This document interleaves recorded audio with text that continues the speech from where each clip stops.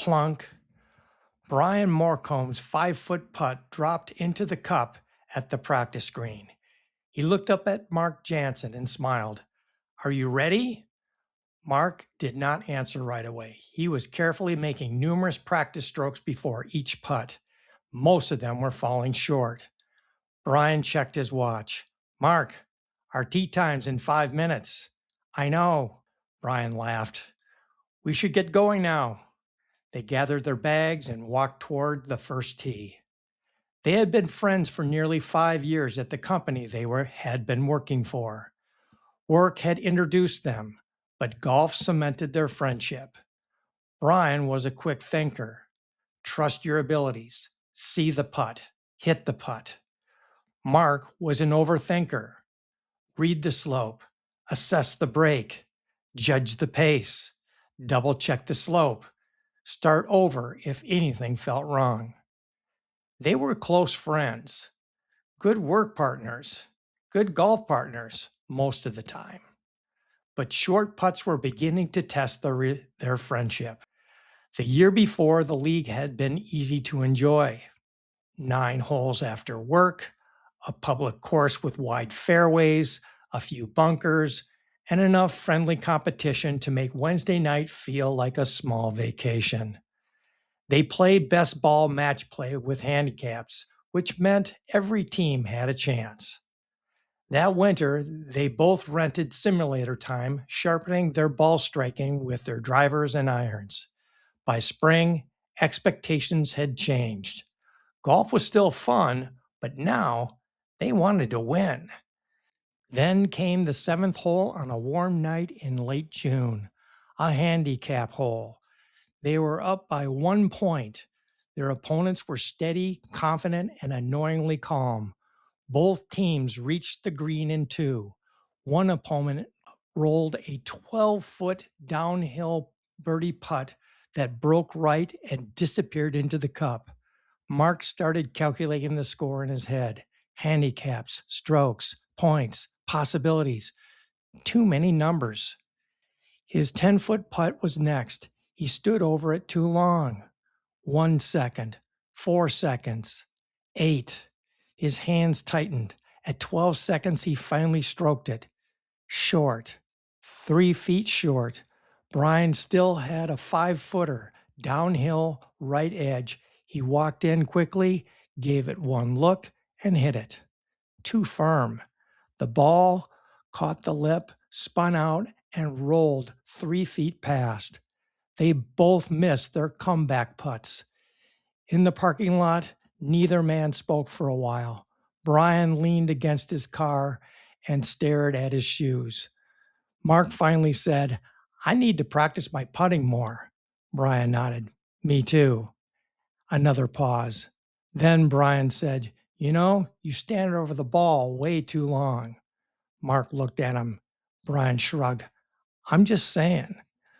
Mark felt the word sting. A week earlier, he might have swallowed it. This time, he did not. He countered. You rush, Brian blanked. What? You hit short putts like you're trying to win a race. Brian opened his mouth, then closed it. That one landed hard. For a few days, both men were irritated. They didn't talk much at work. Then they both realized that each other was right. Their performance was better during next week's match. But there were holes that caused Mark to stand over his putt too long, and Brian still raced through some of his putts way too quickly. They finally admitted their flaws to each other in the parking lot afterwards. Mark lived about 10 minutes away from the golf course. To make amends, Mark invited Brian to come over to his place for a quick beer and watch some golf on TV in the basement. Minutes later, Brian walked down the basement stairs carrying 2 cold bottles of beer. Mark turned on the TV. Scotty Scheffler stood over a 5-foot birdie putt. Quiet, relaxed. One final look. His putter swung like a pendulum, right into the cup. Brian shook his head. I don't know how he makes it look so easy. Mark nodded. He definitely trusts his routine. Brian nodded slowly. Seeing Scotty putt was inspiring. Mark smiled. As you know, I have been struggling with my putting all season, so I did some reading about great putters.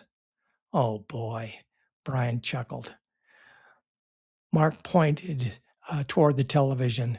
Scotty's incredible, said Mark, but if you're talking about putts 5 feet and under, Retief Goosen might have been the best. Brian looked over. Really? Mark nodded. During his prime, he made 217 out of 218 putts inside 5 feet. Brian squinted his eyes. Seriously? Mark smiled. Yes, they called him Mr. Cool. Calm temperament, same tempo, same routine, same stroke every time. Brian took another sip. Maybe that's the secret. Mark nodded. Right. He wasn't trying to make every putt. Instead, he tried to calmly make every putt the same. Mark continued, with your talent, Brian, you could be the next Mr. Cool. Brian shrugged. And how do I do that? Try taking a slow, deep breath before you putt. That sounds easy, said Brian. He set his bottle on the coffee table. And then he noticed something. What in the world is that? There sat two long-necked beer bottles standing exactly 7 feet apart, a mason string stretched tightly between them like a miniature tightrope, showing the intended line from a putting mirror to a plastic cup. A small red sticker was placed in the middle of the cup. Brian blinked, then laughed. You've got to be kidding. Mark shrugged. It looks goofy, but it works. Brian walked closer and gently touched the mason string. Mark grinned. I want to train my eyes to keep the ball on its intended line every single time. Brian smiled. Only an engineer would turn his basement into a putting laboratory. They both laughed. Mark tossed him a golf ball. Go ahead, try it. Brian took a deep breath and rolled one. Perfect, right into the cup. He tried it again. Perfect. The third one barely missed the red sticker before falling into the cup.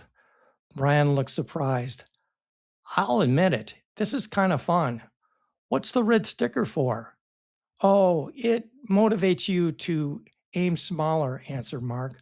When you train yourself to hit a smaller target, the hole starts looking bigger. Brian tilted his head. That makes sense.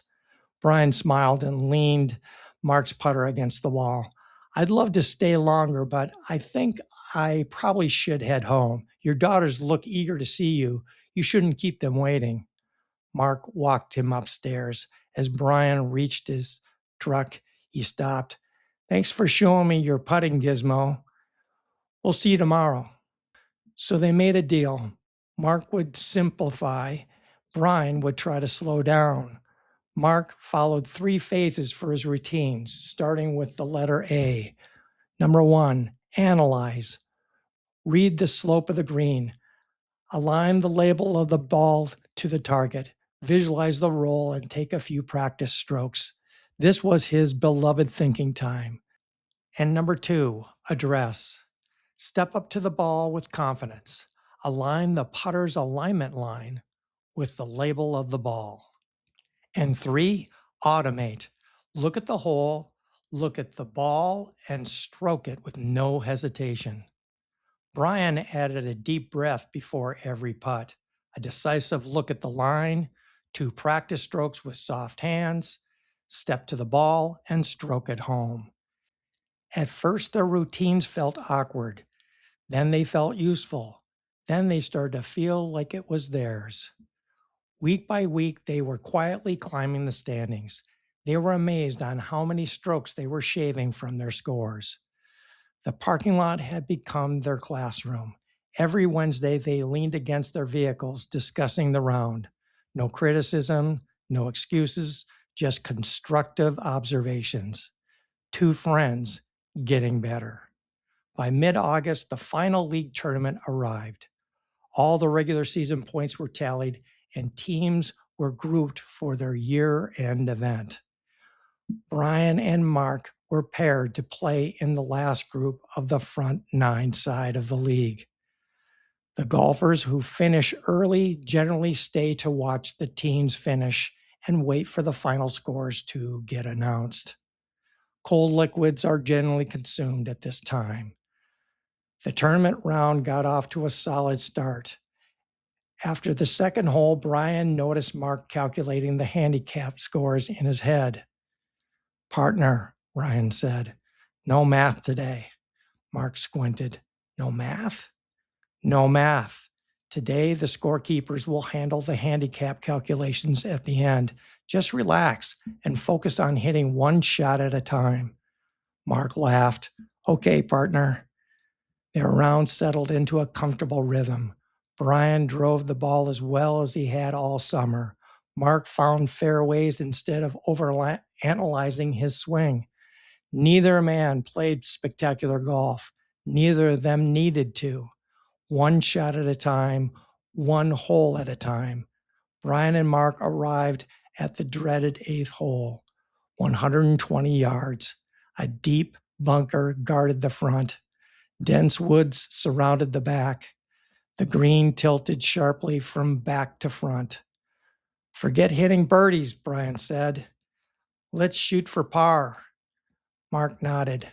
"I like that strategy." Brian found the middle of the green. Mark safely reached the front edge. No heroics, 2 careful lag putts, 2 tap-in pars. The final hole stretched downhill toward the clubhouse. A 396-yard par 4 with a marsh pond to the left of the green. The evening sun hung low behind the patio. It was full of golfers waiting to hear the final results of the tournament. All 4 golfers in the group reached the 9th green in 2. Their opponents finished with pars. They were solid all day long. Brian had a 5.5-foot putt slightly right to left. Mark whispered, "Take your breath." Brian nodded. He inhaled slowly through his nose, let his shoulders settle, and looked at the putt again. He did not rush. He took 2 slow practice strokes.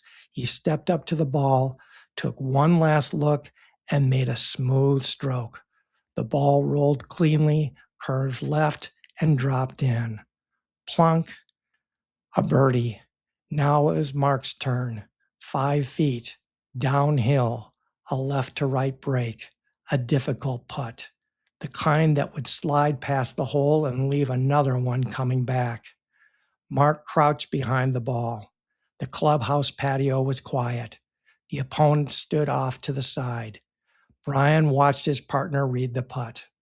This time Mark was not stalling. He was working.